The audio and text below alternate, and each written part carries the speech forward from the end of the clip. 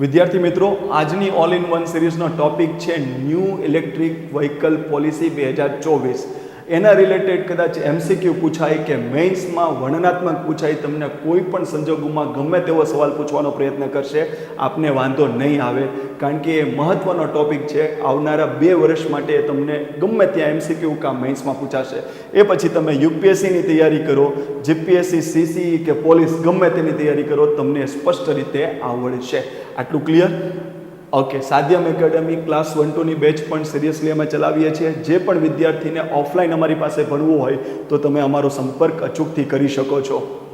એ ઉપરાંત પીએસઆઈ માટે અમે ડેડિકેટેડ બેચ લોન્ચ કરવાના છીએ 8 એપ્રિલ 2024ના રોજ. તો જે પણ વિદ્યાર્થીને એમ થતું હોય કે નવા આરઆર મુજબ અમારે સ્પષ્ટ રીતે પીએસઆઈની તૈયારી કરવી છે, કદાચ કોઈ ડિસ્ક્રિપ્ટિવ આવે તો પણ અમારે સાહેબ અઘરું લાગે છે, તો તમે અમારી સાથે અચૂકથી જોડાઈ શકો છો. રક્ષક બેચ પીએસઆઈ અને કોન્સ્ટેબલ માટે 8 એપ્રિલથી આપણે ચાલુ કરવાના છીએ. ઓકે, હવે આપણે ટોપિક ઉપર આવીએ કે ન્યૂ ઇલેક્ટ્રિકલ વ્હીકલ પોલિસી શું છે, બરાબર, 2024. હવે એના રિલેટેડ એમસીક્યુ કેવા હશે તો આવા હશે. ન્યૂ ઇલેક્ટ્રિકલ વ્હીકલ પોલિસી 2024ના સંદર્ભે કયું વિધાન અસત્ય છે તે શોધો, બરાબર. એટલે કે આમાંથી અસત્ય વિધાન શોધવાનું હશે. એફડીઆઈ ને આ તે વગેરે એ આપણે ટોપિક ભણી પછી આપણે જોઈએ. પછી બીજો એમસીક્યુ એવો હશે કે ઇલેક્ટ્રિક ટુ વ્હીલર અને ઇલેક્ટ્રિક 3 વ્હીલરને સ્પષ્ટ રીતે પ્રોત્સાહન આપતી યોજના. તો આવો કોઈ સવાલ આવે તો એને કેવી રીતના એટેમ્પ કરવો એ પણ આપણે સ્પષ્ટ રીતે જોશું. પછી મેઇન્સનો સવાલ હશે, ઈ મોબિલિટીના ક્ષેત્રે ભારત આત્મનિર્ભર બનવા કટિબદ્ધ છે, તે સંબંધિત લીધેલ પગલાઓ જણાવી ઈ મોબિલિટી ભારતને આર્થિક અને ટકાઉ વિકાસમાં કેમ ઉપયોગી બને છે. તો આના રિલેટેડ પણ આપણે બ્રેનસ્ટોર્મિંગ કરશું. અને આ છે ન્યૂ ઇલેક્ટ્રિકલ વ્હીકલ પોલિસી 2024ની મહત્વની જોગવાઈઓ જણાવી ભારતની ઈવી ઇકોસિસ્ટમને મજબૂત બનાવી ઘણા રાષ્ટ્રીય અને આંતરરાષ્ટ્રીય લક્ષ્યાંકો પ્રાપ્ત કરવામાં મદદરૂપ બનશે. તો આવો સવાલ આવશે તો પણ આપણે એને સ્પષ્ટ રીતે જોઈ લઈશું. પહેલાં આપણે ભણી લઈએ, પછી આપણે એમ જોઈ લઈએ કે આવા સવાલ આવે તો આપણે કેમ એને એકદમ ખતમ આરામથી કરી દઈશું. તો લેટ્સ સી. પહેલાં આપણે સમજીએ કે કેમ આ કરંટ અફેર્સમાં છે. તો જો, મિનિસ્ટ્રી ઓફ હેવી ઇન્ડસ્ટ્રી, કોણ? મિનિસ્ટ્રી ઓફ હેવી ઇન્ડસ્ટ્રી એટલે ભારે ઉદ્યોગ સંબંધિત મંત્રાલય. મિનિસ્ટ્રી ઓફ હેવી ઇન્ડસ્ટ્રી એટલે આપણે એને કહેવાય ભારે ઉદ્યોગ મંત્રાલય. આ મંત્રાલયે 2024માં ન્યૂ ઇલેક્ટ્રિક વ્હીકલ પોલિસી 2024ને લોન્ચ કરી. હવે તમને એમ થાય કે સાહેબ આ છે શું? તો એટલું યાદ રાખજો કે બે ચક્રી વાહન આવે, 3 ચક્રી વાહન આવે અને 4 ચક્રી વાહન આવે. તમને એમ થાય કે આ ચક્રી એટલે 4 વ્હીલર, 2 વ્હીલર ને 3 વ્હીલર. તો 2 વ્હીલર, 3 વ્હીલર ને 4 વ્હીલર આવી રીતના આવે.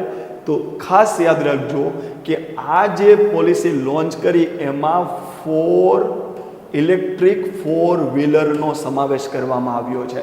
એનો મતલબ એમ કે જે new electrical vehicle policy 2024 launch કરવામાં આવી છે તો કયા મિનિસ્ટ્રીએ લોન્ચ કરી? તો તમારે કહેવાનું મિનિસ્ટ્રી ઓફ હેવી ઇન્ડસ્ટ્રી. કઈ સાલમાં લોન્ચ કરી? 2024માં. આના અંતર્ગત કયા વાહનોને લાભ મળશે? 2 વ્હીલર, 3 વ્હીલર કે 4 વ્હીલર? 4 વ્હીલર. તો એની સંજ્ઞા છે E4W એટલે કે 4 વ્હીલર. અને આગળ શબ્દ છે ઈ એટલે ઇલેક્ટ્રિક 4 વ્હીલર. આટલું ક્લિયર? હવે એનો હેતુ શું છે? આનો હેતુ એ છે કે ભારતમાં ઈવી ઇકોસિસ્ટમને મજબૂત બનાવવી. ઈવી ઇકોસિસ્ટમને મજબૂત બનાવવી. E for electric, V for vehicle, electric vehicle ઇકોસિસ્ટમને મજબૂત બનાવી. એનો મતલબ શું કે ભારત અત્યારમાં ધારો કે ઇલેક્ટ્રિક વ્હીકલને આયાત કરે છે તો આપણી એવી આશા રહેશે કે આપણે બહારથી નથી મગાવવું, આપણે ત્યાં એને બનાવો અને આપણા ભારતની જેટલી ડિમાન્ડ છે એને પૂરી કરો, અને વિશ્વમાં કોઈને જોતું હોય તો આપણે એને નિકાસ કરશું, પણ આપણે આયાત કરવી નથી. તો આને આપણે શબ્દ મેઇન્સ લેવલે લખવું હોય તો આમ બોલાય કે બધું છૂટક નહીં બોલવાનું, આમ બોલવાનું કે ઈવી ઇકોસિસ્ટમને મજબૂત બનાવી. એનો મતલબ સ્પષ્ટ થઈ જાય કે ભારતમાં ઇલેક્ટ્રિક વ્હીકલ સંબંધિત જે ઇકોસિસ્ટમ હોય એટલે કે શું કે એના પાર્ટ્સ બનતા હોવા જોઈએ, એનું નિર્માણ થતું હોવું જોઈએ, એને સંબંધિત ભારતમાં એક ડિમાન્ડ ક્રિએટ કરવી પડે કે ભાઈ આ સાદા વાહન કરતાં ઇલેક્ટ્રિક વાહન લો, આના બેનિફિટ્સ આવા છે. આ આખી ઇકોસિસ્ટમને મજબૂત કરવાનું વિકલ્પ છે. એના માટે જે પોલિસી છે એનું નામ છે ન્યૂ ઇલેક્ટ્રિક વ્હીકલ પોલિસી. તો EV ઇકોસિસ્ટમ મજબૂત કરવાની છે. હવે EV ઇકોસિસ્ટમ મજબૂત કરવાની છે તો એક વસ્તુ એ હોય કે ગ્લોબલ EV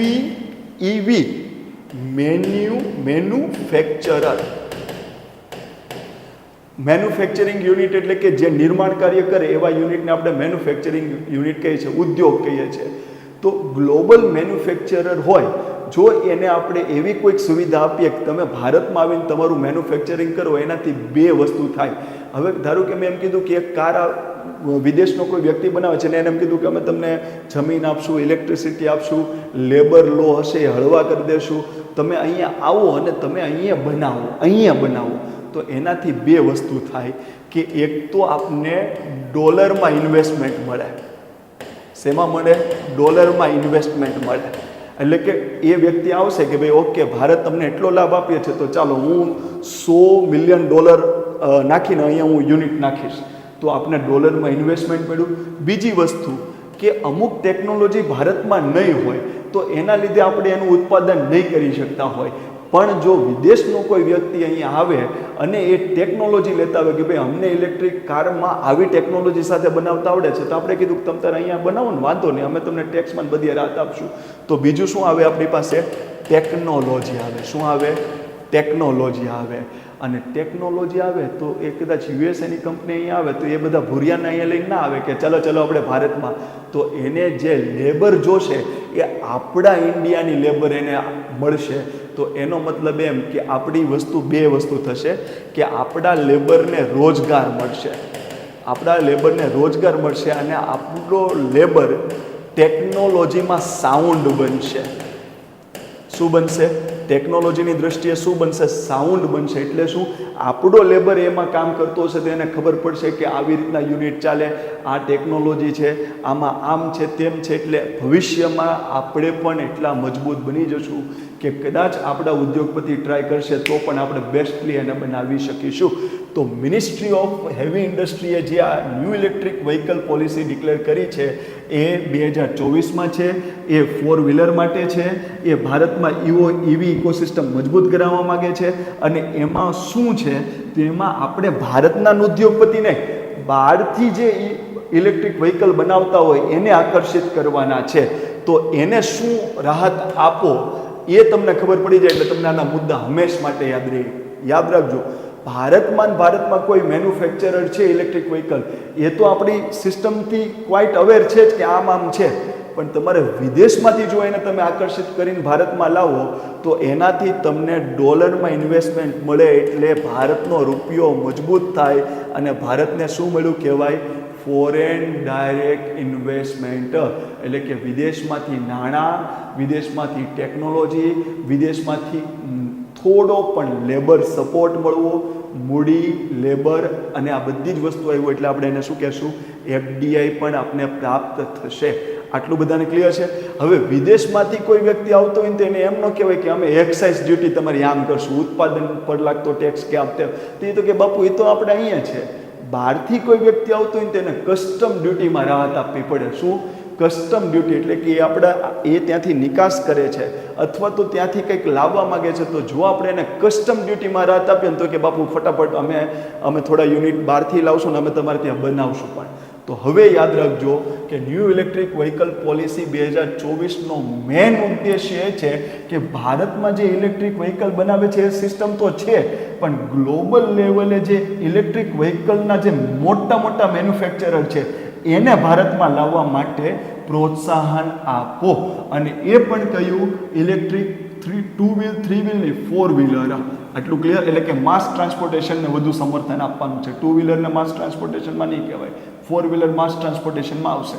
આટલું ક્લિયર? તો જો પહેલી વસ્તુ શું કીધી ખબર છે કે તમે વિદેશથી આવો છો ને તો તમારે જો આ પોલિસીનો લાભ લેવો હોય ને તો એક્ઝેક્ટ ₹500 હોય તો બાપુ આપણે યુએસએ જઈને પછી અહીં આવીને ₹500 નાખીએ એમ નહીં.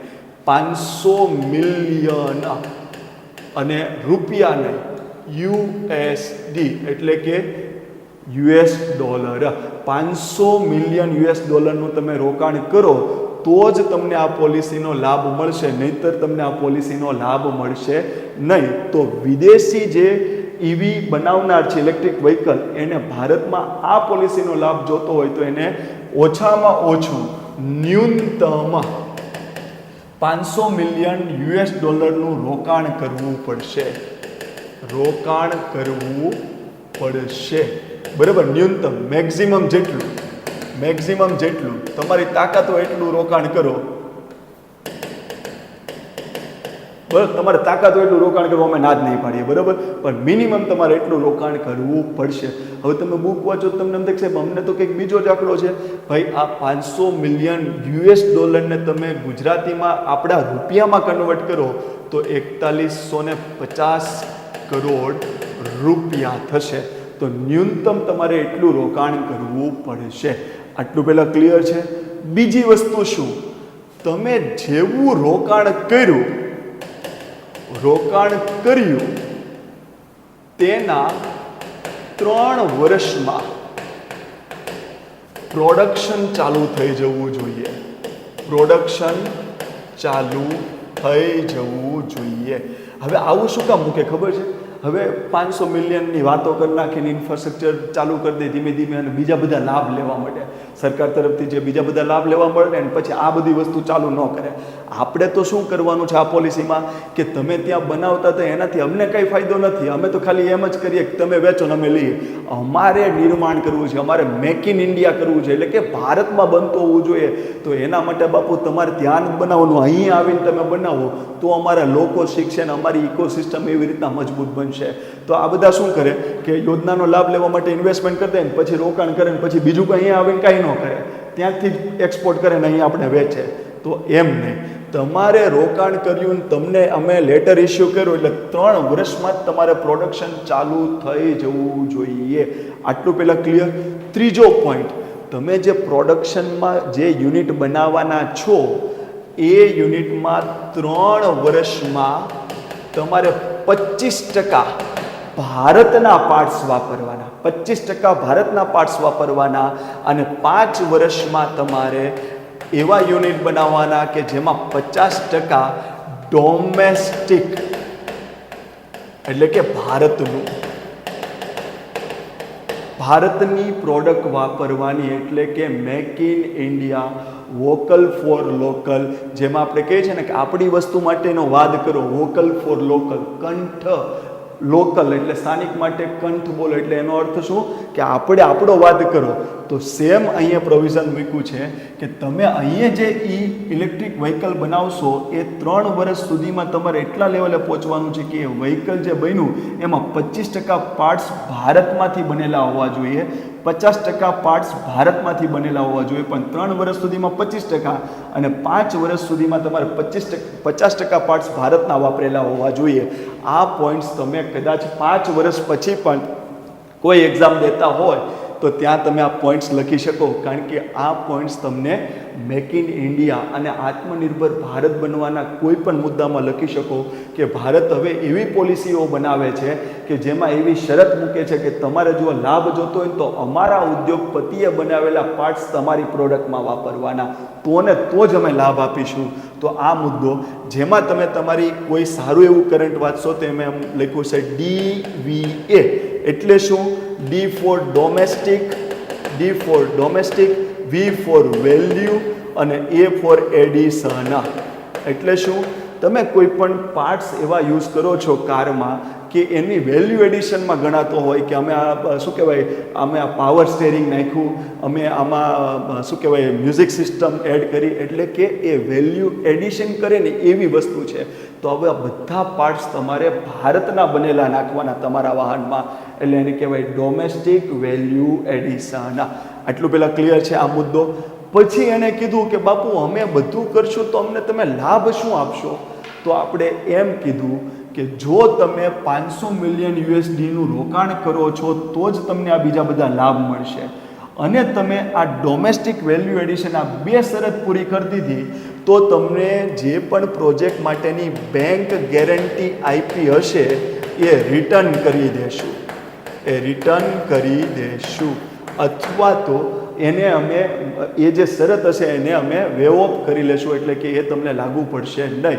પણ શરત શું? 500 મિલિયન યુએસડી એટલે કે ડોલરનું ફરજિયાત રોકાણ કરવાનું ન્યૂનતમ. પછી તમે જે પ્રોડક્ટ બનાવો છો એમાં 5 વર્ષ સુધીમાં એવી ક્ષમતા સુધી પહોંચી જવાનું કે તમારી જ પ્રોડક્ટ હોય પણ 50% એના પાર્ટ્સ જે હશે એ ભારતના ઉદ્યોગપતિ અથવા તો ભારતની જમીન ઉપર બનેલા હોવા જોઈએ. આટલું ક્લિયર? અને 5મી વસ્તુ એને શું કીધી કે યોગ્ય શરતો અંતર્ગત તમે 35,000 યુએસડી એટલે કે અમેરિકન ડોલર થી અથવા તો વધુ ભાવની ઇલેક્ટ્રિક વ્હીકલ બીજા દેશમાંથી ભારતમાં મોકલશો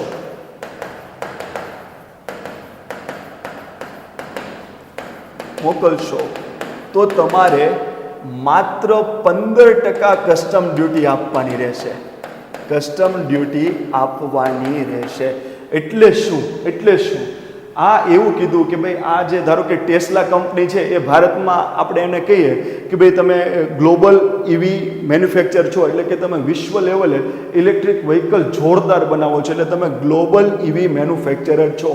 હવે તમારે ભારતમાં આવવાનું છે તો તમે એટલું રોકાણ કરો, પછી એટલા વર્ષમાં તમે એટલા પાર્ટ્સ અમારા વાપરતા થાવ. પણ એ કંપની એમ કહે કે સાહેબ અમને બીજો બેનિફિટ શું આપશું? તો આપણે એમ કહેશું કે આ તમારો યુનિટ ઓપરેશનલ ન થાય, એટલે કે જ્યાં સુધી કાર્ય પ્રોડક્શન કરતું ન થાય ત્યાં સુધી તમે બહારના દેશમાં જ્યાં તમે 4 વ્હીલ બનાવો છો ને એ તમે તાર ભારતમાં લાવો. અત્યારમાં એને 60 થી 70% કસ્ટમ ડ્યુટી ભરવી પડે. એટલે શું?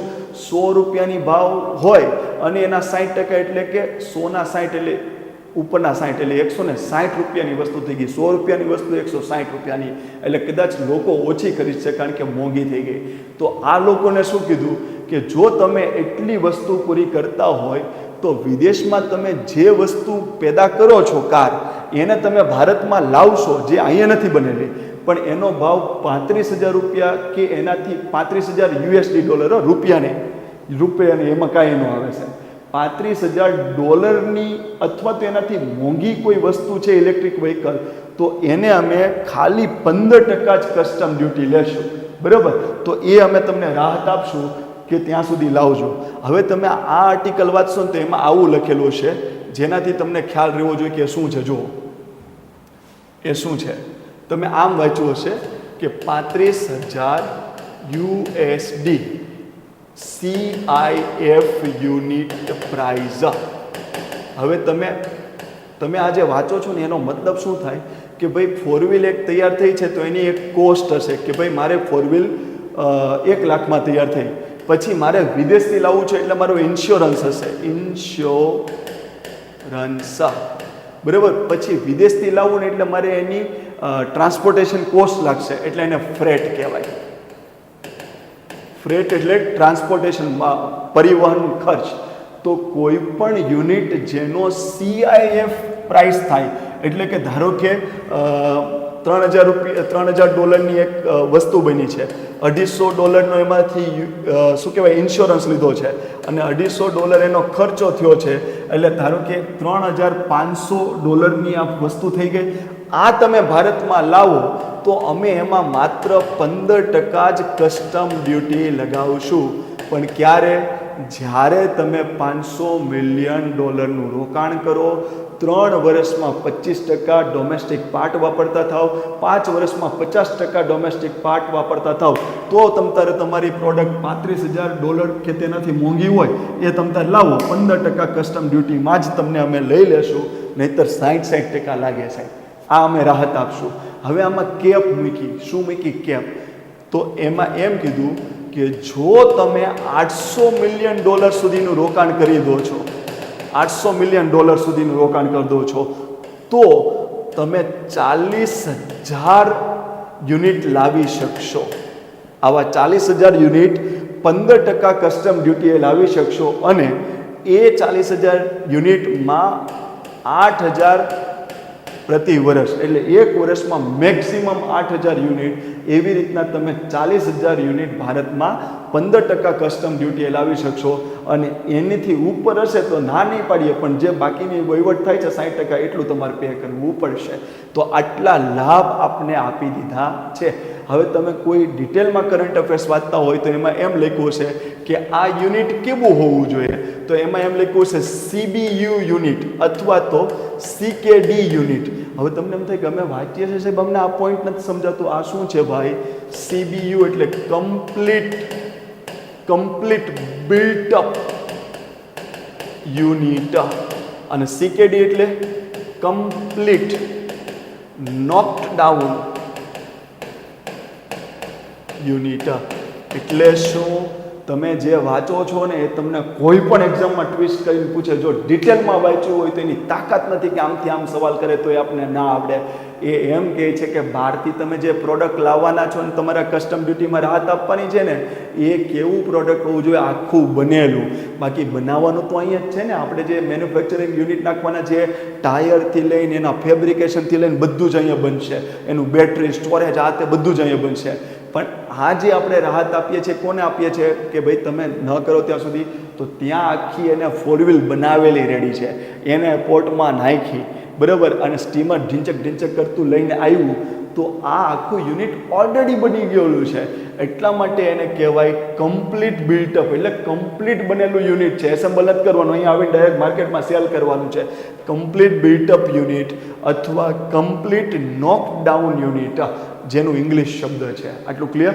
તો આ છે ન્યૂ ઇલેક્ટ્રિક વ્હીકલ પોલિસી 2024ની લાક્ષણિકતાઓ. આટલું બધાને ક્લિયર છે? બધાને ડન છે? ઓકે, ચાલો હવે ધ્યાનથી સમજો. હવે આ વસ્તુ આપણે જોઈ ગયા. હવે આપણે પ્રિલિમનો સવાલ જોઈએ.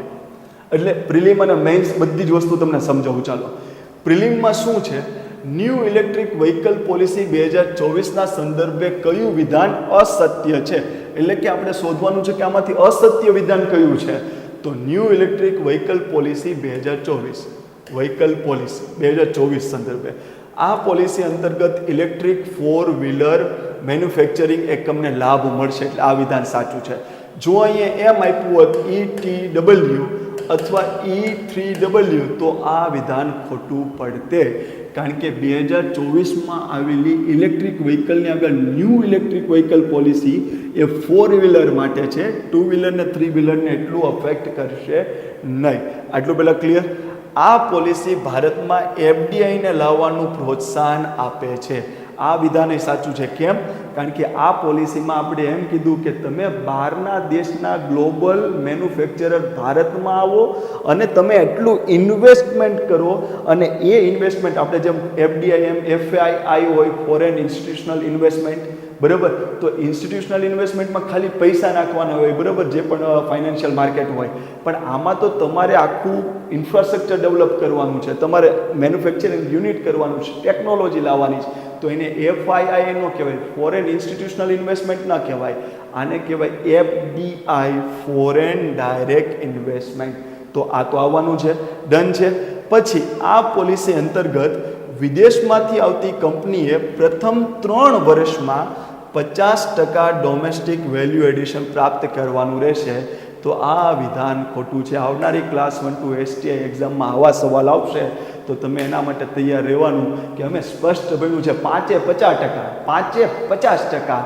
તો ભાઈ 50% 3 વર્ષમાં કરો તો એને કંઈક તો થોડો તો બેનિફિટ લેવા દો, બરાબર? કહીએ તો કોઈ તૈયાર જ નહીં થાય કે અમે શું કામ આવીએ.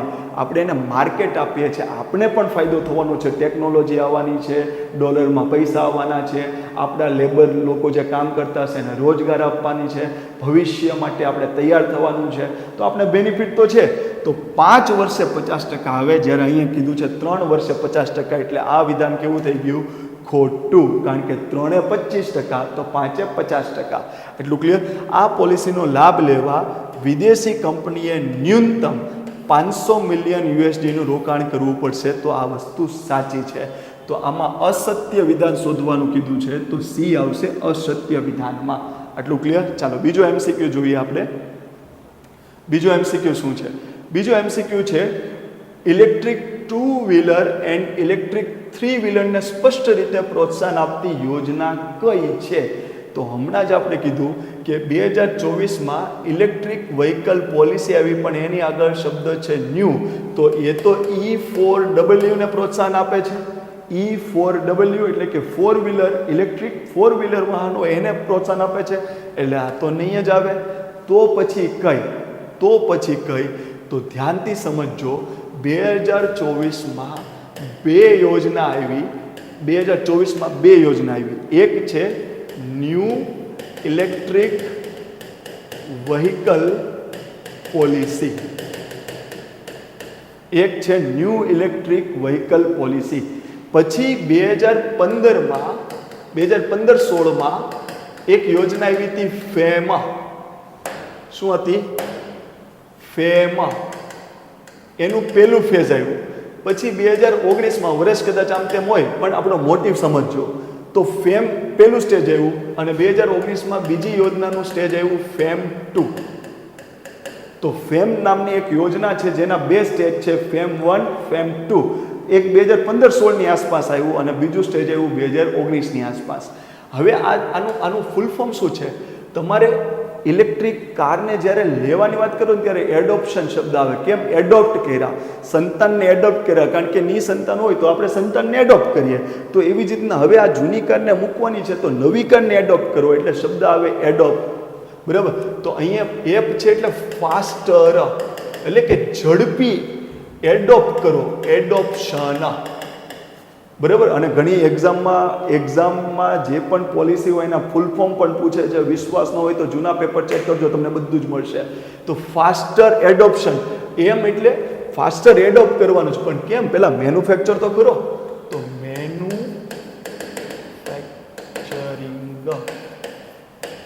મેન્યુફેક્ચરિંગ ઓફ શેનું કરવાનું છે?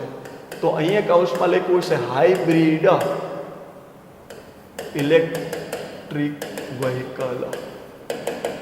તો એ ફેમ થવાનું છે, ફેમસ થવાનું છે. મારી પાસે સાદી કાર નથી, મારી પાસે ઇલેક્ટ્રિક કાર છે એટલે હું ફેમસ થઈ ગયો, મને ફેમ મળી. તો ફેમ એ ઇલેક્ટ્રિક વ્હીકલને પ્રમોટ કરવા માટેની યોજના હતી. બે ફેઝમાં હતી. એક 2015-16ની આસપાસ હતી, એક 2019ની આસપાસ. ફૂલ ફોર્મ શું છે? ફાસ્ટર, ઝડપથી એને એડોપ્ટ કરો. શું? એને એડોપ્ટ કરવા માટે પહેલાં મેન્યુફેક્ચરિંગ કરો. અહીંયા હાઇબ્રિડ શબ્દ એટલા માટે છે કે તમે પણ કાર જોતા છો એમાં હાઇબ્રિડ કાર આવે. એટલે શું? તો થોડું પેટ્રોલથી પણ ચાલી શકે અને ઇલેક્ટ્રિકથી પણ ચાલી શકે એવા મોડલને આપણે કહીએ છીએ હાઇબ્રિડ મોડલ. એટલે ક્યારેક બેટરી ઉતરી ગઈ પછી ધક્કાગાડી ન થાય, થોડું પેટ્રોલ હોય તો 500 કિલોમીટર ખેંચી શકાય. તો એને આપણે હાઇબ્રિડ કહીએ છીએ અને ઇલેક્ટ્રિક વ્હીકલ કહીએ છીએ. બરાબર છે? તો આ ફેમ હતી. પછી 2024માં આ યોજનાને રિપ્લેસ કરવા માટે, ફેમને રિપ્લેસ કરવા માટે એક યોજના લાવી. એનું નામ છે EMPS 2024. તો એનું ફૂલ ફોર્મ છે E એટલે ઇલેક્ટ્રિક, M એટલે મોબિલિટી, P એટલે પ્રમોશન અને S એટલે સ્કીમ. એટલે જો ઇલેક્ટ્રિક વાહન વ્યવહાર હોય ને એને મોબિલિટી કહેવાય. મોબિલિટી, ઇલેક્ટ્રિક મોબિલિટી, એને પ્રમોશન કરો એવી સ્કીમ 2024માં લાવ્યા. તો આ ન્યૂ ઇલેક્ટ્રિક વ્હીકલ પોલિસી 2024માં આવી ને એ E4W એટલે કે ઇલેક્ટ્રિક 4 વ્હીલ માટે છે. અને EMPS 2014માં લાવ્યા એ E2W પ્લસ E3W એટલે કે ઇલેક્ટ્રિક 3 વ્હીલર અને ઇલેક્ટ્રિક 2 વ્હીલરને પ્રોત્સાહન કરવા માટે લાવવામાં આવી છે. તો આવો જ્યારે ટ્વિસ્ટી સવાલ પૂછે ત્યારે સારા વિદ્યાર્થીને તકલીફ પડશે. તો યાદ રાખજો, 2 વ્હીલર અને 3 વ્હીલરને પ્રોત્સાહન આપતી 2024ની યોજના કઈ? તો બધા આ લખીને આવશે, કારણ કે આ બહુ જ ફેમસ થઈ ગઈ. તો આ લખીને આવશે. પણ તમે હળવેક દેખાણ કરજો, જેને જે લખવું એ બાપુ મને આ ટીક મારવા દો. Electric mobility promotion scheme, promotion આપવું પડે ને. હવે 4 વ્હીલમાં પ્રમોશન ન આપવાનું હોય. 4 વ્હીલથી પછી કંઈ તમને એમ થોડું કહેવાય પ્રમોશન આપે, ટ્રક આપો, ખટારો આપો. બરાબર? તો એવું તો ન કરાય કે 8 વ્હીલવાળું પ્રમોશન આપ્યું. આપણે ટ્રક ચલાવવાનો નથી.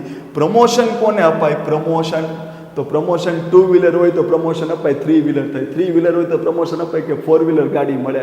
તો આમ યાદ રાખજો, પ્રમોશન આપવાનું છે 2 વ્હીલર અને 3 વ્હીલર. તો આમાં આવશે E2W પ્લસ E3W. તો આ છે રાઈટ આન્સર. બાકીના બધા હવાની જેમ મેં ઓપ્શન મૂકેલા છે.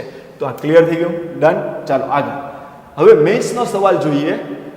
ઓકે, સીસીમાં પણ તમારે મેન્સ છે, પીએસઆઈમાં પણ તમારે ગુજરાતી લખવાનું છે. તો કેવી રીતના લખવું છે? કોઈ વસ્તુ અઘરી નથી જો આપણે એને સ્પષ્ટતાથી ભણીએ તો હવે જુઓ, ઈ મોબિલિટીના ક્ષેત્રે ભારત આત્મનિર્ભર બનવા માટે કટિબદ્ધ છે. એટલે સવાલને આપણે આવી રીતના જોવો જોઈએ. જો યસ,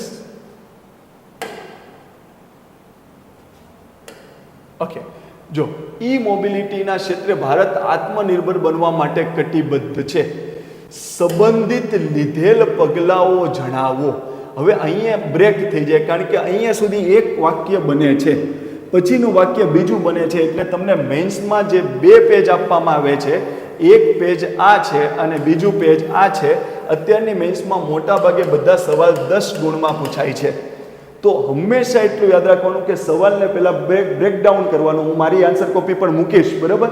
તો એમાં પણ તમને આવા સવાલ હશે તો કેવા માર્ક મળે છે અને કેવી રીતના માર્ક લેવા જોઈએ, તો એ તમને સ્પષ્ટ આયોજન થશે. અત્યારમાં એટલું જુઓ કે 2 પેજ મળે છે અને 10 ગુણ મળે છે. તો હંમેશા કોઈ પણ સવાલને પહેલાં કટ ડાઉન કરો, 2 વાક્ય અલગ પાડો. ઈ મોબિલિટી ક્ષેત્રે ભારત આત્મનિર્ભર બનવા માટે કટિબદ્ધ છે, તે સંબંધિત લીધેલ પગલાઓ જણાવો. એટલે શું કે ભાઈ, આત્મનિર્ભર એટલે દુનિયાએ ભલે ને ઇલેક્ટ્રિક વ્હીકલ બનાવતા, ભારતે બનાવ્યા અથવા તો બને છે અથવા તો બનવાનું કોઈ સપનું ધરાવે છે. એટલે કે મેક ઇન ઇન્ડિયા. અને પણ શેમાં? ઈ વ્હીકલમાં. આટલું ક્લિયર? તો મેક ઇન ઇન્ડિયા એટલે કે ભારતમાં ઇલેક્ટ્રિક વ્હીકલ બને તે સંબંધિત જેટલા પણ પગલાઓ તમે જાણતા હો એ મેન્શન કરી દો.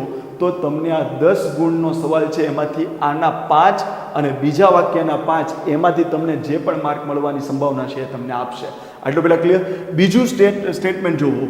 જણાવી, ઈ મોબિલિટીના લીધે ભારતનો આર્થિક તેમજ ટકાઉ વિકાસ માટે સજ્જ કરશે. ઈ મોબિલિટી ભારતને, એટલે કે ઇલેક્ટ્રિક વ્હીકલ ભારતને આર્થિક અને ટકાઉ એટલે કે sustainable development goal, sustainable development માટે સજ્જ કરશે. વિધાન સમજાવો. એટલું પહેલાં ક્લિયર? તો ધ્યાનથી સમજો કે પહેલો આપણે શું હોય? ઈ મોબિલિટી એટલે શું? ઈ મોબિલિટી એટલે શું? એટલે પહેલા 2 વાક્ય આપણે ઈ મોબિલિટીને સમજાવીને એવા લખવા જોઈએ. એટલે કે જે પણ વ્હીકલ છે એને પરંપરાગત રીતે ડીઝલ, ગેસ અથવા તો પેટ્રોલ આધારિત ચાલતા હોય છે, એને જો બેટરી આધારિત ચલાવવાની વ્યવસ્થા કરવામાં આવે એને ઈ મોબિલિટી કહેવાય. એટલે શું? પરંપરાગત શબ્દ શું કામ મૂક્યો? તો ઇલેક્ટ્રિક વ્હીકલ તો હમણાં આવ્યા. પહેલાં તો આપણે વર્ષોથી શું વાપરીએ છીએ? ડીઝલ એન્જિન, પેટ્રોલ એન્જિન, બરાબર. પછી ગેસ આધારિત આપણે ગાડીઓ ચલાવવા માંડ્યા. તો પરંપરાગત રીતે હજુ પણ ભારતની મોટાભાગની ગાડીઓ કેનાથી ચાલે? પેટ્રોલ, ડીઝલ ને ગેસથી. પણ જો આપણે એમાં બેટરી આધારિત, ઇલેક્ટ્રિક ચાર્જ આધારિત આપણે વાહનને ચલાવીએ તો એને કહેવાશે ઈ મોબિલિટી. આટલું પહેલાં ક્લિયર? નાનું પણ સાપનું બચ્ચું જેવું સ્ટેટમેન્ટ છે કે પ્રસ્તાવના તો બાંધવી પડે ને કે આ ઈ મોબિલિટી છે. હું તો ભાઈ આ છે, બરાબર છે.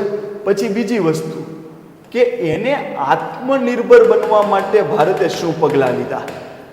તો અહીંયા હેડિંગ બને કે ભારતે ઈ મોબિલિટી ક્ષેત્રે આત્મનિર્ભર બાદ લીધેલા પગલાઓ. એટલે એમાં 1, 2, 3, 4, 5, 6 જેટલા પણ તમને પગલાઓ આવડે, એક પગલું લખીને એની અંદર PhD કરશો તો માર્ક મળશે નહીં. પણ તમે જેટલું ડાયવર્સિટીવાળો પોઈન્ટ લખશો એટલા તમને માર્ક મળશે. કારણ કે એને એ જોવાનું છે કે આને અધિકારી બનાવશો તો આ બધી રીતના એને યાદ હશે કે આ યોજના ભારતે આમ કર્યું હતું, ભારતે તેમ કર્યું હતું, આ બધા એંગલથી. પણ એકને એક એંગલમાં તમને આવડતી, પછી ફેમ યોજના આખી આવડતી હોય તો 2 વ્હીલર હતી ને 3 વ્હીલર હતી ને એમાં બેટરી આમ કરવાની ને એમાં બેટરી પીળા કલરની, લાલ કલરની, એમ માર્ક નહીં મળે. એટલે શું? આત્મનિર્ભર બાબતે પગલાઓ કેટલા લીધા? તો આપણે એના 5 થી 6 જેટલા પણ આપને આવડતા હોય એ બધા જ લખવાના. બીજું પોઈન્ટ શું છે? ઈ મોબિલિટી ભારતને આર્થિક તેમજ ટકાઉ વિકાસ માટે સજ્જ કરશે. એટલે ધારો કે અહીંયા 7મો અને 8મો મુદ્દો તમે બીજા પેજમાં અહીંયા સુધી લઈ લીધું, તો પછી અહીંયા આપણું એક હેડિંગ બનતું હોય કે આર્થિક અને ટકાઉ વિકાસ માટે કેવી રીતના ઉપયોગી છે. તો એના પોઈન્ટ આવી રીતના લખવાના 3, 4, 5, 6. એટલે આપણું પેપર જ્યારે કોઈ પણ વ્યક્તિ ચેક કરવા બેસે એટલે એને ખબર પડે, પહેલાં તો આમ નંબર ઉપરથી જ એને ખબર પડે, ઓકે આ પોઈન્ટના 7 પોઈન્ટ આને આવડે છે, આ મુદ્દાને 7 પોઈન્ટ આવડે છે. અને એટલું યાદ રાખજો કે જ્યારે તમને કોઈ પણ ફાયદા પૂછે ને, ફાયદા કે આ બહુ ફાયદાવાળી છે, ત્યારે એન્ડમાં એની ચેલેન્જીસ લખવી જોઈએ. એટલે તમે એનો સવાલ એવી રીતના લખાવો છો કે ભાઈ ફાયદા છે, પણ આટલી ચેલેન્જીસ રહેલી છે, જો એને આપણે ઓવરકમ કરીએ તો ને તો જ આપણે આ ફાયદાનો આનંદ કરી શકીએ. આટલું ક્લિયર? એટલે શું બતાવે છે ખબર છે? સુખની વાત હોય ત્યારે તમે દુઃખની જ વાત ન કરો, અથવા તો સંભાવના ભવિષ્યમાં શું છે, બરાબર, પ્રિલિમ પાસ થઈ ગયા, બહુ મજા આવી, બરાબર, પણ તમારે ચેલેન્જીસ જોવાની છે કે આગળ મેઇન્સ આવે છે બાપુ, સિમ્પલ MCQ કરવાથી નથી થવાનું, તો તમારે ચેલેન્જીસ જોવી પડે કે ના જોવી પડે. એમ તમને કોઈ પણ પોઈન્ટ એમ પૂછ્યા છે કે ટકાઉ વિકાસ માટે સજ્જ કરશે, એનો મતલબ એમ કે સારી જ બાબત લખવાની છે, પણ છેલ્લે ચેલેન્જીસ લખવા પડશે કે આટલું સારું થવાનું જ, પણ આ ચેલેન્જીસ છે, આને પહેલાં પૂરી કરો. અને એવી જ રીતના જ્યારે તમને કોઈ એમ કહે કે આ નુકસાનકારક છે, આના નુકસાન શું છે, તો ત્યારે તમારે એન્ડ સંભાવનાથી લખવું જોઈએ. કારણ કે કોઈ પણ વસ્તુ જ્યારે નુકસાનકારક હોય તો તમારે એને આમ કરો ને તો આવી સંભાવનાઓ રહેલી છે એવું આપણું એન્ડ હોવું જોઈએ, જેથી કરીને કોઈ પણ વ્યક્તિ જ્યારે ફાયદા જોતો હોય ને ત્યારે ચેલેન્જીસમાં નજર મારે કે ભલેની ફાયદા પૂછ્યા જ, પણ આ વ્યક્તિને એમ પણ ખબર છે કે આ ફાયદા છે, સામે આ ચેલેન્જીસ છે, આને થોડું આપણે ધ્યાન રાખવું પડશે. જ્યારે નુકસાનની વાત હોય ત્યારે તમે સંભાવના બતાવો નીચે, કે સંભાવના અથવા તો નોંધ કરીને કે જો આપણે આને ઓવરકમ કરીએ, જો આને આપણે નિયંત્રિત કરીએ તો આવી સુવર્ણ તકો રહેલી છે.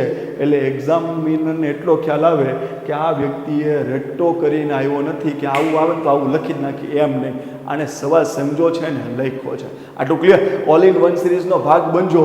તમને આપણે 5-6 મહિના તમે જોઈ તો તમને એમ લાગશે કે યસ નામ સાહેબ, હું ક્વાઇટ એ બાબતે સક્ષમ છું કે હું મેન્સમાં મારી રીતના સવાલને સમજીને લખી શકીશ. કારણ કે અધિકારી કોઈ સંસ્થા બનાવતું નથી, અધિકારી વ્યક્તિ પોતાની જાતે જ બને છે. સંસ્થા ખાલી એને મદદ કરે, કોઈ પ્લેટફોર્મ ખાલી એને મદદ કરે કે બેટા આમ બચાય, પછી તો એને જ દોડવું પડે કે મારે આમ તૈયારી કરવાની છે. એટલું ક્લિયર? તો ચાલો હવે આ પોઈન્ટને આપણે આપણી રીતના જોઈએ કે ભાઈ આત્મનિર્ભર બાબતે શું પગલાઓ લીધેલા છે. તો હું અહીંયા ફોર્મેટ રાખીને થોડું સાઈડમાં ખૂણે ખાચરે લખું, પણ તમે તૈયારી કરતા હોય તો તમે તમારી રીતના મસ્ત પોઈન્ટ તમારી રીતના બુકમાં બનાવજો. આટલું ક્લિયર? તો અહીંયા શું આવે, તો આત્મનિર્ભર બનવા માટે ભારતે શું શું પગલાં લીધા, તો ધ્યાનથી સમજજો. પહેલાં 2013 આવ્યું ને, 2013 ત્યારે ભારત સરકાર એક નેશનલ મિશન લાવ્યા. શેનું નેશનલ મિશન? તો ઇલેક્ટ્રિક મોબિલિટી. તો પહેલું પગલું ઇલેક્ટ્રિક વ્હીકલનો ભારતમાં વ્યાપ વધે એ માટે 2013માં સરકાર લાવ્યા નેશનલ ઇલેક્ટ્રિક મોબિલિટી મિશન. આટલું પહેલાં ક્લિયર? 2013માં. પછી શું પગલું લીધું, તો 2016 આવ્યું. શું આવ્યું? 2016 આવ્યું.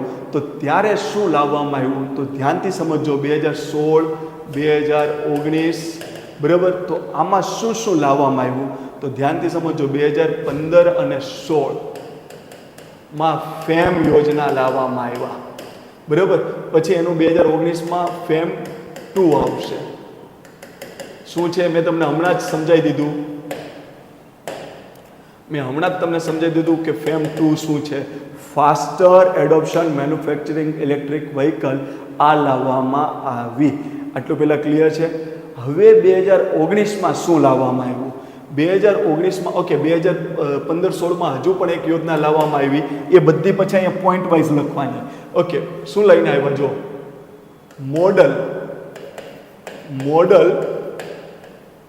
મોડલ બિલ્ડિંગ બાય લોઝ, આ 2016માં લાવ્યા. હવે સરકારે શું કીધું, મોડલ બિલ્ડિંગ બાય લોઝ.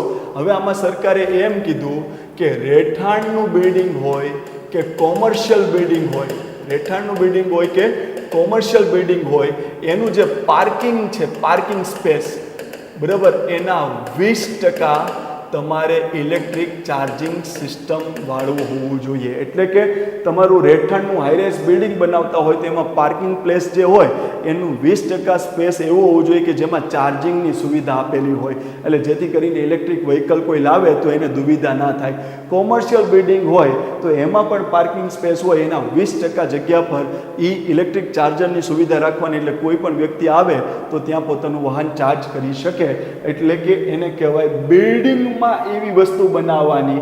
એટલા માટે એનું નામ શું છે? Model building bylaws 2016. તો આ પણ એક તબક્કો છે કે ભારતમાં ઇલેક્ટ્રિક વ્હીકલ બનવા મળે એવી વ્યવસ્થા તો કરવી પડશે ને, નહીંતર ખાલી વાહનને ક્યાં ચલાવશું? બેટરી જ જોશે કે નહીં જોવે? તો એ થયું. પછી 2019માં શું લઈને આવ્યા? તો 2019માં લઈને આવ્યા એનું નામ છે નેશનલ મિશન. જો 2013માં કેવું હતું? નેશનલ મિશનની વચ્ચે ઇલેક્ટ્રિક મોબિલિટી હતું. હવે 2019માં કેવું આવ્યું? નેશનલ મિશનને ભેગું કરી દીધું. પછી શું? Transformative mobility and battery storage. હવે શું કીધું ખબર છે? 2013માં એમ લાવ્યા નેશનલ મિશન વચ્ચે ઇલેક્ટ્રિક મોબિલિટી.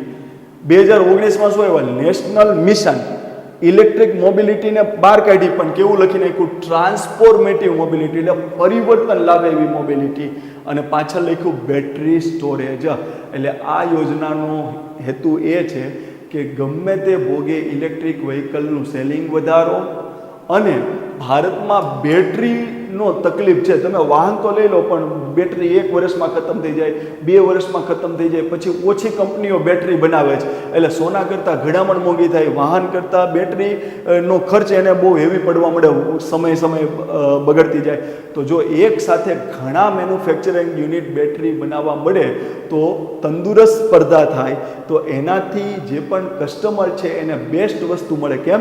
કારણ કે 2 કંપની સ્પર્ધા કરશે. તમે 2 વર્ષની ડ્યુરેબિલિટી આપો છો તો હું 3 વર્ષની વોરંટી આપીશ, તમે 4ની તો 5ની આપીશ, તમે 500માં આપો છો તો હું 450માં આપીશ. એટલે જો કંપનીઓ વચ્ચે સ્પર્ધા થાય તો કાર્ટલ સિસ્ટમ ન બને, એનો વ્યક્તિને લાભ મળે, કસ્ટમરને તો ટકાઉ મળે, સસ્તી મળે. તો બેટરી સ્ટોરેજ સંબંધિત જે પણ કોઈ મેન્યુફેક્ચરિંગ એકમ હોય એને લાભ આપવાનો. તો એ છે national mission for transformative mobility and battery storage 2019માં લાવ્યા. આટલું ક્લિયર? અને 2024માં હમણાં જ આપણે ભણ્યા 2 વસ્તુ. 2024માં કઈ વસ્તુ આવશે? 2024માં ન્યૂ ઇલેક્ટ્રિક વ્હીકલ પોલિસી 2024. પછી 2024માં બીજી એક યોજના હમણાં જ આપણે ભણી ગયા. શું હતી? Electric mobility promotion scheme. તો આ 2 વસ્તુ આવડે છે. હજુ તમારે બીજા કઈ વસ્તુ યાદ રાખવી જોઈએ? તો જો આવો શબ્દ તમને યાદ હશે, બેટરી સ્વાઇપિંગ પોલિસી. હવે થતું તું શું ખબર છે? ઘરેથી તમે એક ઇલેક્ટ્રિક વ્હીકલ ચાર્જ કરીને નીકળ્યા, હવે આગળ જતાં એની બેટરીનું ચાર્જિંગ ખતમ થઈ ગયું. હવે તમે નિહત્થા જેવા થઈ જાઓ કે હવે મારે ક્યાં ચાર્જિંગ કરવું, આ છે તે છે. તો જેમ ગેસનો સિલિન્ડરનો બોટલ તમારી પાસે હોય તો ખાલી થઈ ગયા તો ભરાવવા માટે રાહ નથી જોતા. અમે તો હિન્દુસ્તાન પેટ્રોલમાં મોકલું છે, બાટલો ભરાય ત્યારે અમે રોટલી કરશું એમ કરો છો? નહીં, ત્યાં બીજો બાટલો આવી જાય ગેસનો અને પેલી બોટલ જતી રહે, આ ખાલી થાય તો બીજી. તો આવી જ રીતના બેટરીને જે પણ વાપરીએ છીએ એને યુનિવર્સલ બનાવી દેવાની. એટલે કે બધાનું માપ સાઇઝ એક જ રાખવાનું. એટલે ગમે ત્યાં તમે અટકા તો એક સ્ટેશન હશે, ત્યાં એમ કહેશે કે આ બેટરી લઈ લો, તમારી અહીંયા મૂકી દો, બરાબર. એમાં એની ચેલેન્જીસ ઘણી છે, પણ આવું કરવું પડશે તો આપણે આનો ઉપયોગ વધારશું. તો એ બેટરી સ્વાઇપિંગ પોલિસી પણ ઇલેક્ટ્રિક મોબિલિટીને પ્રોત્સાહન આપશે કે જે અડચણ થાય છે એ ક્લિયર થઈ જશે. બેટરી થઈ. પછી વ્હીકલ સ્ક્રેપેજ પોલિસી. હવે વ્હીકલ સ્ક્રેપેજ પોલિસી શું છે? ઓલ્ડ વ્હીકલ એટલે જૂના વ્હીકલ થાય ને એને સ્ક્રેપમાં જવા દો. સ્ક્રેપમાં એટલે કે એનો પેલો જે કચરો થાય એમાં કરીને પછી એમાંથી રિસાયકલ પ્રોસેસ થાય, સર્ક્યુલર ઇકોનોમી ટાઈપ. તો એમાં ઓલ્ડ વાહનને આ શું કામ ઇલેક્ટ્રિક વાહનને પ્રોત્સાહન આપે? તમને એમ થાય કે આ તો બાપુ જે વાહન છે એને મરાવવાની વાત કરો છો કે આ વાહનને મારી નાખો, આને સ્ક્રેપ કરી નાખો, આનો કચરો કરી નાખો. ભાઈ જ્યાં સુધી જે મધ્યમ પરિવારના લોકો છે એની પાસે 2 ટુ વ્હીલ ઘરમાં પડી હશે તો એ એવું નહીં વિચારે કે મારે ઇલેક્ટ્રિક વ્હીકલ લેવું જોઈએ, ટુ વ્હીલર, તો એ મોબિલિટી ચેન્જ નહીં થાય. પણ જો સરકાર એવું કહે કે ભાઈ એટલા વર્ષ પછી તમારી ગાડીને ફરજિયાત સ્ક્રેપેજમાં જવા દેવાની છે, તો એ લોકો એવું સમજશે કે ભાઈ હવે નિયમ અનુસાર હવે હું બહાર નીકળીશ તો આરટીઓના દંડ ને બધું લાગશે, કારણ કે આ ગાડી તો 15-15, 20-20 વર્ષ ચાલી ગઈ છે, હવે આ પ્રદૂષણ ફેલાવે છે. તો જો સ્ક્રેપેજ પોલિસીમાં એવું મૂકવામાં આવે કે ભાઈ આ તમારી સ્ક્રેપમાં જતી રહે તો આનો અમે ભંગારના એટલા પૈસા આપશું, અને સામે જો વ્હીકલ લેશો તો અમે તમને ઉપરની ક્રેડિટ નોટ આપશું કે એમાં તમને રાહત મળશે ટેક્સમાં વગેરે. તો લોકો એ લેતા થશે. તો સરકારે એના માટે કર્યું છે old vehicle scrappage policy, battery swiping policy.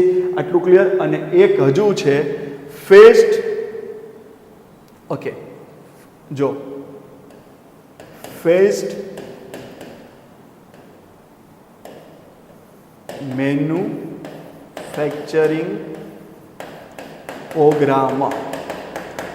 આ મિનિસ્ટ્રી ઓફ હેવી ઇન્ડસ્ટ્રી લાવેલી છે, PMP, ફેસ્ટ મેન્યુફેક્ચરિંગ પ્રોગ્રામ, જેમાં સ્પષ્ટ કીધું છે કે ધીરે ધીરે ભારતમાં સ્વદેશી EV મેન્યુફેક્ચરિંગ બનાવો. ધીરે ધીરે ભારતમાં સ્વદેશી ધોરણે ઇલેક્ટ્રિક વ્હીકલ બનાવતા થાવ, એ માટેની જે પ્રોત્સાહન યોજના લાવ્યા છે હેવી ઇન્ડસ્ટ્રી, એ છે ફેસ્ટ મેન્યુફેક્ચરિંગ પ્રોગ્રામ.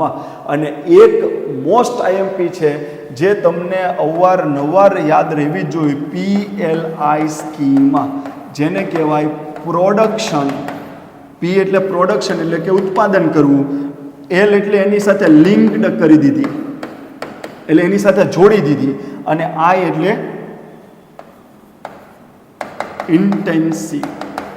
ઇન્સેન્ટિવ. આપણે નથી કહેતા પગારમાં કંઈ ઇન્સેન્ટિવ મળશે એટલે કે પ્રોત્સાહન મળશે, કંઈક થોડા વધુ પૈસા મળશે. તો પ્રોડક્શન લિંક્ડ ઇન્સેન્ટિવ એટલે શું કે એમાં એમ કહેવામાં આવશે કે PLI સ્કીમ જ્યારે ઇલેક્ટ્રિક મોબિલિટીને લાગુ પડશે તો શું કહેવામાં આવશે કે તમે દર વખતે 5 બેટરી બનાવો છો, હવે તમે 10 બનાવી, એનો મતલબ એમ કે તમે પ્રોડક્શન વધાર્યું. 5 તો બનતી હતી એની જગ્યાએ બીજી 5 તમે એક્સ્ટ્રા બનાવી, તો એને એમ કહેવાશે કે આ તમે જે વધુ ઉત્પાદન કરતા થઈ ગયા છો ને, તમારી ક્ષમતા વધારી છે ને, તો અમે તમને રાહત આપશું, તમે ટેક્સમાં રાહત આપશું, સબસિડીમાં રાહત આપશું. તો એને કહેવાય પ્રોડક્શન લિંક્ડ ઇન્સેન્ટિવ. આટલું ક્લિયર? એટલા પોઈન્ટ લખશો એટલે પેલાને એમ ખુશ થઈ જશે કે નહીં ભાઈ આ લોકો લાવ્યા છે. તો કેટલી વસ્તુ આવી કે ભારતે એવા કયા પગલાં લીધા કે એ મોબિલિટી ક્ષેત્રે આત્મનિર્ભર બની રહ્યું છે. તો પહેલું શું આવશે? National electric mobility mission 2030, FAME, faster adoption manufacturing electric vehicle 2019. પછી 2019માં national mission for transformative mobility and battery storage. ખાલી નામ લખશો ને તો એને એમ થઈ જાય કે નહીં ભાઈ પરફેક્ટ, એ થઈ ગયું. પછી 2024માં નેશનલ ઇલેક્ટ્રિક વ્હીકલ પોલિસી, 2024માં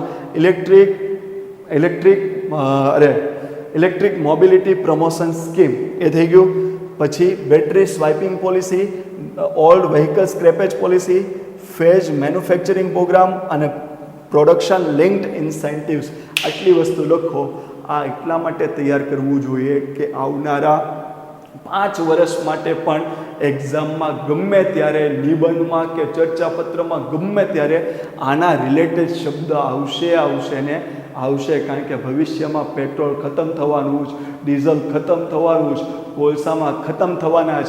તો ભવિષ્યમાં તમારી ટ્રાન્સપોર્ટેશન સિસ્ટમ જો ઇલેક્ટ્રિક ઉપર નહીં ગઈ તો બધું થપ થઈ જશે. પછી તમે ગાડા ચલાવજો, બરાબર, કે અમે તો બળદગાડો લઈને ભણવા આવ્યા, અમે તો ઘોડો લઈને ભણવા આવ્યા, તો એ બધું ચાલુ થશે. એટલે હવેનું ભવિષ્ય એ પેટ્રોલ ડીઝલ આધારિત કાર કે મોબિલિટીનું નથી, ઈ મોબિલિટીનું છે. એટલે આના રિલેટેડ તમને સવાલ આવડવા જ જોઈએ. આટલું પેલા ક્લિયર? હવે આર્થિક અને ટકાઉ વિકાસ બાબતે કેવી રીતના મદદ થાય? જ્યારે ટકાઉ વિકાસ હોય ને ત્યારે વિકાસ છે એટલે આર્થિક રીતે જ વાત કરવાની હોય, પણ ટકાઉ એટલે શું? સસ્ટેનેબલ ડેવલપમેન્ટ, કે તમે અત્યારના રિસોર્સિસ એવી રીતના વાપરો કે જે તમે આવનારી પેઢીને તમે તમે એને બાયપાસ કરી શકો. અત્યારમાં જ બધું વાપરી નહીં નાખવાનું, પેટ્રોલ ડીઝલ કોલસો બધું વાપરી નાખ્યું અને આવનારી પેઢીને કહેશે કે પેટ્રોલ તો ન હોય, ડીઝલ તો ન હોય, તો તમે શું કર્યું? સોર્સિસનું અતિદોહન કર્યું. એટલે કે વિકાસ ખાલી ક્ષણિક હશે, શાશ્વત નહીં હોય, એને આવનારી પેઢી માણી શકશે નહીં. જો પર્યાવરણને તકલીફ કરી, જો જમીન જળ હવાને પ્રદૂષિત કરી, જો રિસોર્સિસનો બેફામ ઉપયોગ કરી નાખ્યો, તો એનાથી વિકાસ 100% થશે. જંગલોને કાપીને, જમીનને પ્રદૂષિત કરી, જળને પ્રદૂષિત કરી, બરાબર, વિકાસ 100% થશે, પણ એ ટકાઉ રહેશે નહીં, કારણ કે આવનારી પેઢીને તમે એ પ્રોડક્ટ બાયપાસ નહીં કરી શકો. તો હવે શું છે કે ટકાઉ વિકાસ એટલે શું? પર્યાવરણીય એંગલ, અને આર્થિક એટલે શું? પૈસાની. તો જો આર્થિક અને ટકાઉ વિકાસમાં કેમ, તો હું એ પાછળ એને અહીં લખવાનો પ્રયત્ન કરું એટલે તમને ખબર પડે. ચાલો, જો પહેલી વસ્તુ કે ઈ વ્હીકલ છે, ઈ વ્હીકલ, બરાબર, એ એર પોલ્યુશન અને નોઇઝ પોલ્યુશન ઘટાડશે. તમારી બાજુમાંથી ઈ ગાડી ઉઈ જાય ને તો તમને ખબર ન પડે કે બાપુ ગાડી ગઈ, બરાબર, લડી ગઈ, તો આ ઈ વ્હીકલ છે ભાઈ, અવાજ ન આવે, બરાબર. તો અવાજનું પ્રદૂષણ ઘટે, હવાનું પ્રદૂષણ ઘટે, કારણ કે તમારા સામાન્ય વાહનમાં પેટ્રોલ ડીઝલ બળે તો એનું પ્રદૂષણ થાય, કાર્બન મોનોક્સાઇડ આવે, બધી પછી સલ્ફર ને જે પણ હોય, બરાબર, બધું આવશે એમાંથી. પણ ઈ વ્હીકલમાં એર પોલ્યુશન અથવા તો નોઇઝ પોલ્યુશનના ચાન્સીસ કેવા છે? ઓછા છે. આટલું ક્લિયર? પછી અશ્મિજન્ય ઈંધણ પૂરું થવાના આરે છે. તેથી ઈ મોબિલિટી એ ભવિષ્યનું આયોજન છે. એટલે કે તમે એવો વિકાસ ન કરો કે જે ભવિષ્યમાં ટેકો આપે, તો એ ખાલી વિકાસ કહેવાય, એ ટકાઉ વિકાસ કહેવાય નહીં. પણ તમે જો ઈ મોબિલિટી લાવી દો અને એમાં તમે મજબૂત થઈ જાઓ, તો તમારે અશ્મિજન્ય ઈંધણ પૂરું થઈ જવાનું, એટલે પેટ્રોલ, ડીઝલ, કેરોસીન, કોલસો બધું પૂરું થઈ જશે. ત્યારે ઈ મોબિલિટી જો તમે મજબૂત કરી લીધી હશે તો તમારું ભવિષ્યનું આયોજન થશે. એટલે આર્થિક અને ટકાઉ વિકાસ બંને માટે કામનું રહેશે. આટલું પહેલાં ક્લિયર છે? પછી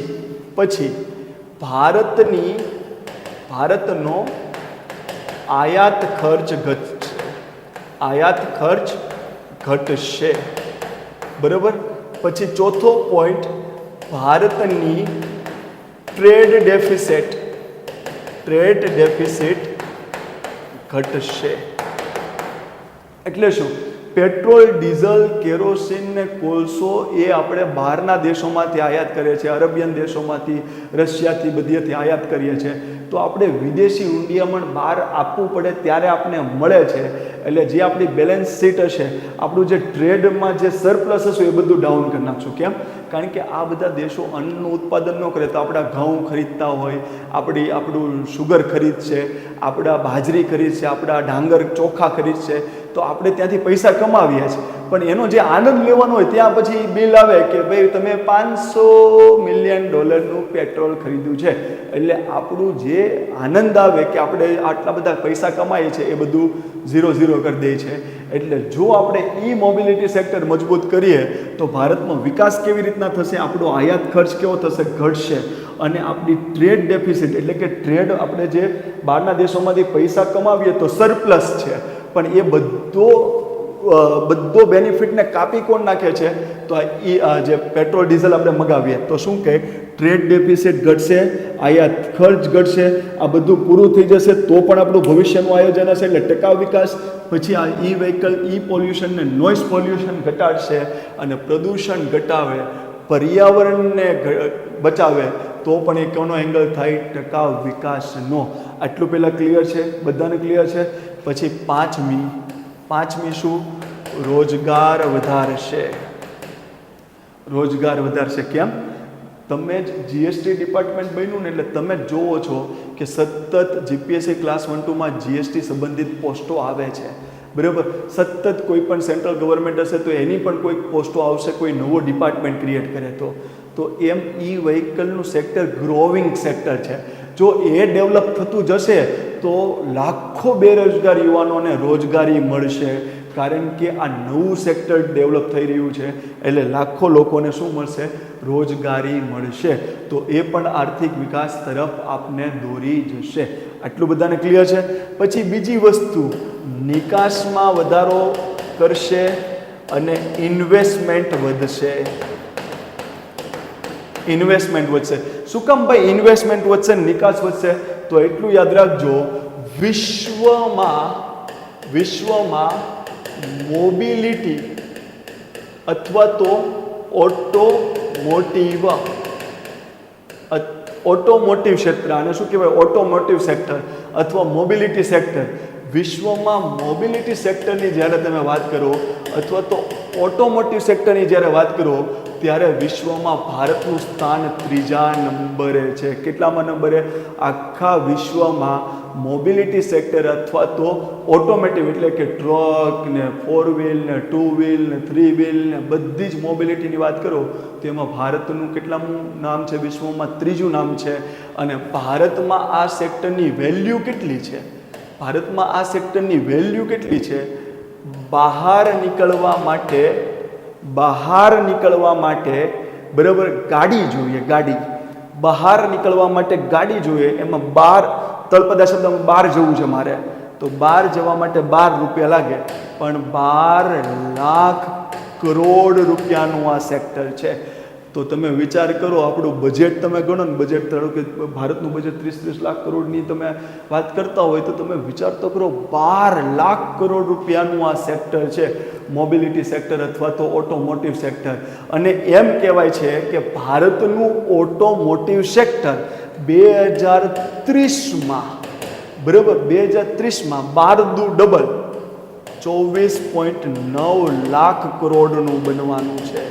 એટલે તમે વિચાર કરો કેટલી સંભાવના છે, કારણ કે વર્ષે ભારતમાં 2 કરોડ લોકો વધે છે. એ મોટા થઈ તેને 2 વ્હીલ નહીં લઈ દે ના પપ્પા? લઈ દેશે ને. ઘરમાં કેટલી 2 વ્હીલો 4 વ્હીલો છે. ટ્રાફિકની સમસ્યા થાય પણ આ તો જરૂરિયાતમાં જે હશે એ તો લેવું જ પડશે.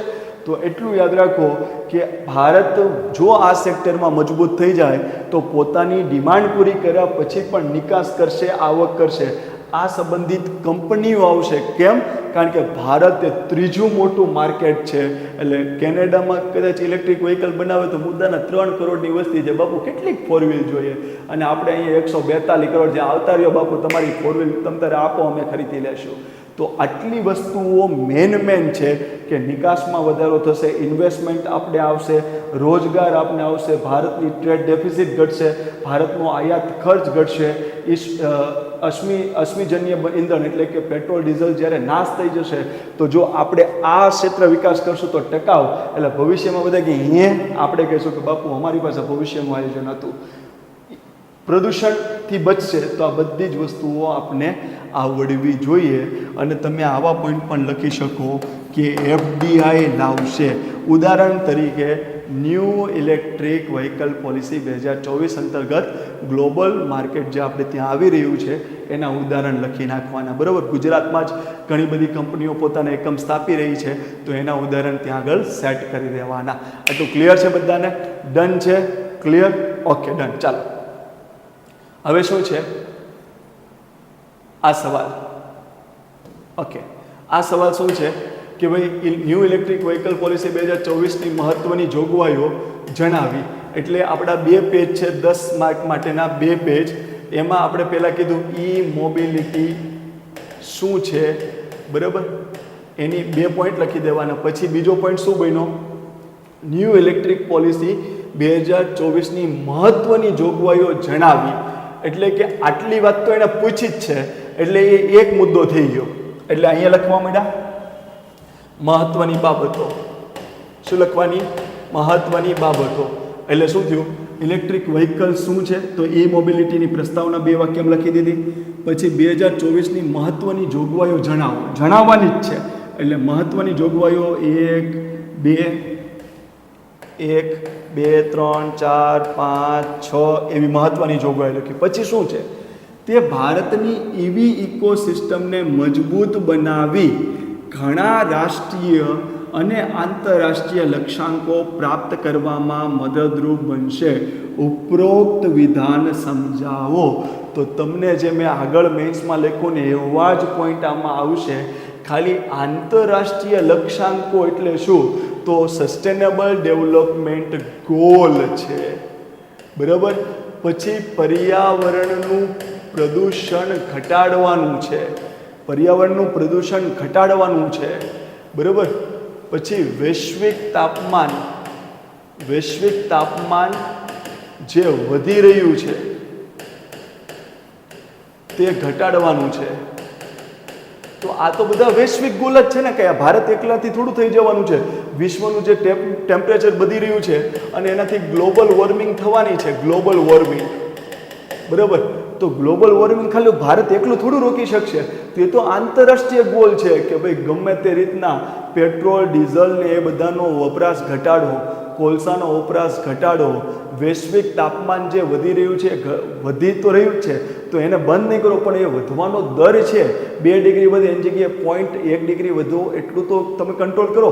તો આ બધા આંતરરાષ્ટ્રીય ગોલ છે. તો એ ગોલને પ્રાપ્ત કરવા માટે પણ આપણી આ મોબિલિટી કામમાં આવે. કારણ કે ઇલેક્ટ્રિક વ્હીકલ આવે એટલે વહેલું બેનિફિટ એ થાય કે એર પોલ્યુશન ઘટે, એટલે કે હવાનું પ્રદૂષણ ઘટે.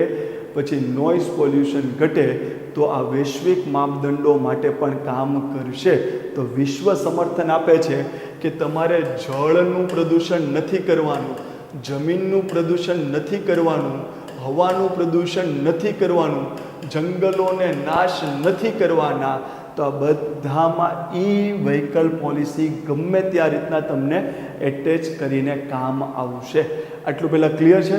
તો ખાલી તમે જે આગળના પોઈન્ટ જાણી લીધા છે ને એને અનુરૂપ આમાં લખવાનો પ્રયત્ન કરજો, એટલે તમારો મેન્સનો સવાલ અપ ટુ ડેટ કમ્પ્લીટ થઈ જાય. અને આની જોગવાઈઓ મેં તમને આગળ કહી દીધી છે કે શું શું જોગવાઈઓ છે. અહીંયા સુધી બધાને ક્લિયર થઈ ગયું?